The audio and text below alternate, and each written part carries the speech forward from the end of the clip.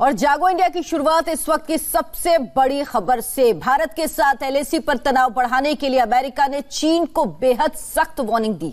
America ने कहा कि चीन ने भारत के साथ सीमा पर तनाव बढ़ा दिया है और अगर उसका यही रुख रहा तो हम उसके बारे में दूसरी तरह से सोचना होगा।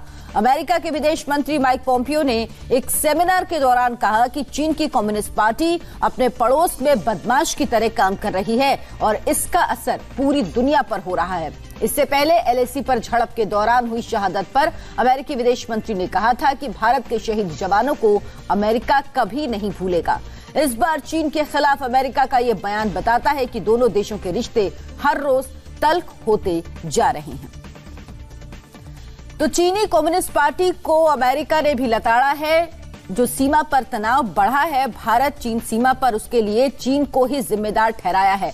कहा है कि चीन अपने क्षेत्र में बदमाश की तरह व्यवहार रखता है और अगर चीन का यही रुख रहा तो अमेरिका को उसके साथ संबंधों के बारे में सोचना होगा। अमेरिका के विदेश मंत्री माइक पोम्पियो ने एक सेमिनार के दौरान कहा कि चीन की कम्युनिस्ट पार्टी अपने पड़ोस में बदमाश की तरह काम कर रही है और उसके इस रुख का असर पूरी दुनिया पर पड़ रहा है।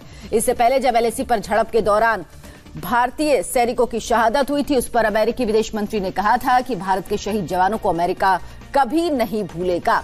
इस बार चीन के खिलाफ अमेरिका का यह बयान बताता है कि दोनों देशों के रिश्ते हर रोज तल्ख होते जा रहे हैं।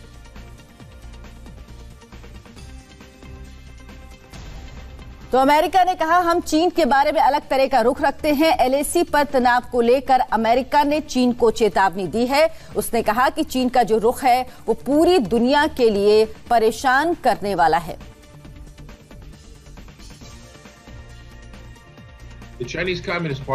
मुझे लगता है कि पूरी दुनिया में हर रोज ये साफ होता जा रहा है कि चाइनीज कम्युनिस्ट पार्टी हांगकांग की स्वतंत्रता खत्म करने और संयुक्त राष्ट्र के तहत किए गए समझौतों का उल्लंघन करने का फैसला ले चुकी है।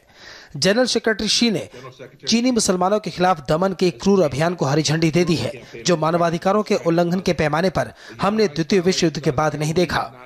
पीएलए ने दुनिया की सबसे अधिक आबादी वाले लोकतंत्र भारत के साथ सीमा पर तनाव बढ़ा दिया है। हम देख रहे हैं कि चीन यही काम दक्षिण चीन सागर में करता है और अवैध रूप से वहां अधिक क्षेत्र का दावा करता है, जिससे महत्वपूर्ण समुद्री रास्तों को खतरा है। एक बार फिर चीन ने वादा तोड़ा है। चीनी कम्युनिस्ट पार्टी ने अपने ही पड़ोस में बदमाश की तरह व्यवहार किया है। चीनी कम्युनिस्ट पार्टी अपने ही पड़ोस में बदमाश की तरह व्यवहार कर रही है। अगर ऐसा है तो हम इसके बारे में अलग तरह से सोच सकते हैं। ये हम सभी को प्रभावित करता है।